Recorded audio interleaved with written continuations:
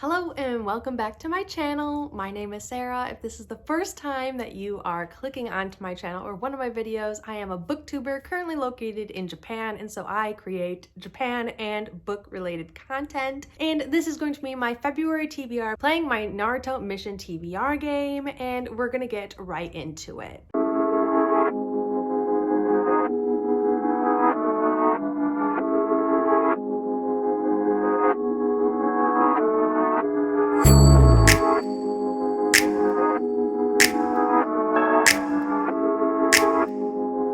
For the month of January, I still have about 5 days left, and I have not finished the mission for January. And I have 5 days left, but it probably won't happen. But that's another video. Stay tuned for that one. But this is our February TBR, and I have my cards for the game.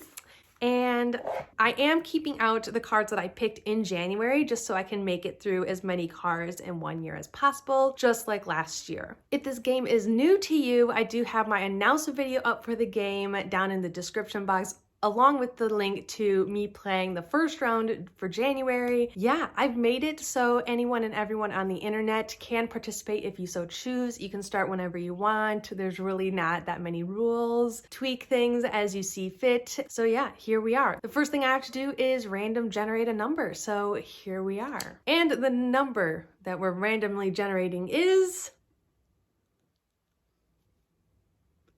2. Let's go see what mission 2 is. I honestly don't remember which each mission is because I made those random as well, but I'm hoping for an easy mission. I need an easy mission. February is shorter and I'm a stressed little ALT teacher here in Japan, and yes, let's hope for an easy month. Okay, let's go to mission 2, a C rank mission. That is indeed an easy mission. It is the second easiest mission, and for this one we're doing seasonal mission. Okay, seasonal. February is the month of love. Let's see what we get. Task 1, pull 2 TBR cards. So let's do that right away. Let's pull our 2 cards. I don't know why I keep saying our. It's just mine, unless you're playing along with me, but yeah, it's just mine.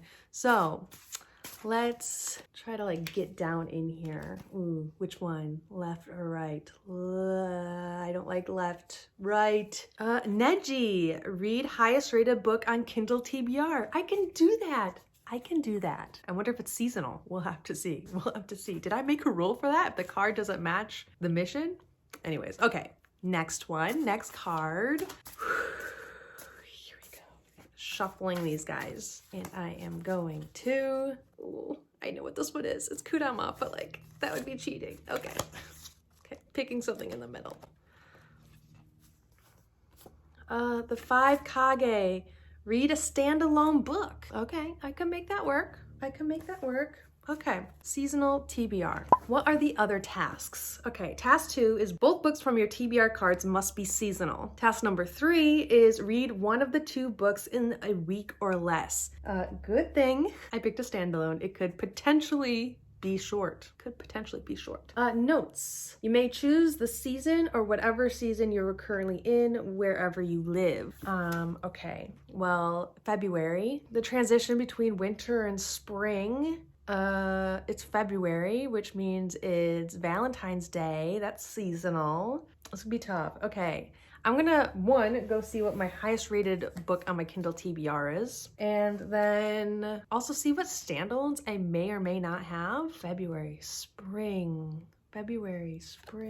standalone, month of love. Gosh, my brain.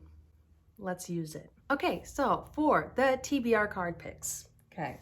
First I picked Neji, and it is read the highest rated book on your Kindle TBR. So the highest rated book on my Kindle TBR is a reread, and I'm not planning on rereading it anytime soon. I actually think it's kind of a mistake. I've already reread it twice. There's no reason for it to be on the TBR. So I fixed that. I've read the book twice. I will reread it at some point, because I really like the series and the new book is coming out this year, but it doesn't need to be there. But it is the highest rated book on my Kindle TBR. That shouldn't be there. But the next book that actually belonged to be there is The King's Obsession by Tanya Bird. And this is a continuation off of the main trilogy. So it's technically book 4, but it pivots which characters are focused. And I've been meaning to continue on with the series for quite some time. But this is part of the companion series by Tanya Bird. I think there's a total of 5 or 6 books now. The first 3 has like a main character, and then the other ones kind of focus on some of the other characters within that like initial trilogy. And so I'm just really excited to get to book 4.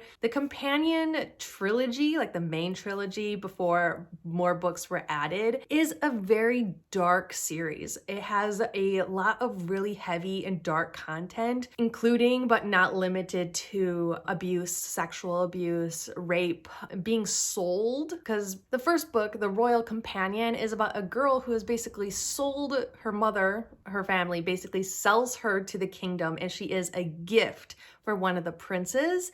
And how these companions work are they are basically glorified prostitutes for royalty or for like higher ranking like people in the society. So these young girls are basically sold into this glorified prostitution. They wouldn't call it prostitution, but that is definitely what it is, and they do not want to be there. And you can only guess what kind of things kind of transpire, but there was just something about this series that Tanya Bird included a lot of really heavy content and themes. There was something that I could just really appreciate about the story in general. I feel like though some of the scenes were really hard to get through, there was a purpose to them being there. Like it wasn't just an abuse scene for it to be there. Like it fit into the plot. It wasn't there just for like shock factor, and it's something that I could just really get behind. But I definitely recommend checking the content warnings for this series if you decide you want to check it out or read it. But yes, it is dark and a lot of things happen. But I am really excited to get to book 4. Book 4 was the Ruby Award finalist in 2019, or a finalist in 2019. So I have very high expectations for book 4. And like I was saying, the point of view or the characters that are focused on in book 4 pivot from what we've originally seen in books 1 through 3. And so I'm really excited for that as well. So this is definitely going to be on my TBR for February. And these books are technically, I think, classified as like a romance. And yeah, it focuses around romances. It might take a while for those characters to get there. It may take a while for them to be happy. They may never be completely happy, but that's life. That's life for you. I feel like it's just really realistic in that way. But I gotta say, it's a really good series thus far, and I'm so excited to finally continue it. This is the perfect excuse. February is the month of love.